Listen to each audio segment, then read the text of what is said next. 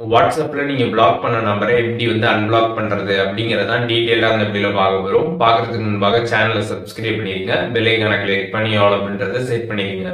வீடியோக்குள்ள போலாம். WhatsApp app open பண்ணிருங்க. ஓபன் பண்ணிட்டு சைடில் அக்கௌண்டோட ப்ரொஃபைல் இருக்கும், அதை கிளிக் பண்ணிருங்க. அதை கிளிக் பண்ணி கீழே ஸ்க்ரால் பண்ணீங்க அப்படின்னா பிரைவேசி அப்படின்ற ஒரு ஆப்ஷன் இருக்கும்.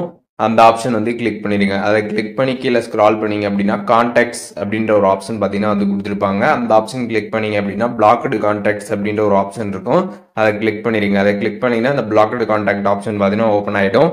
இதில் இது வரைக்கும் நீங்கள் வாட்ஸ்அப்பில் யார் யாரெல்லாம் பிளாக் பண்ணீங்களோ அந்த கான்டாக்ட் லிஸ்ட் எல்லாமே பார்த்தீங்கன்னா இங்கே வந்து ஷோ ஆகும். அந்த நம்பர்ஸ் எல்லாமே நீங்கள் வந்து பார்த்துக்கலாம்.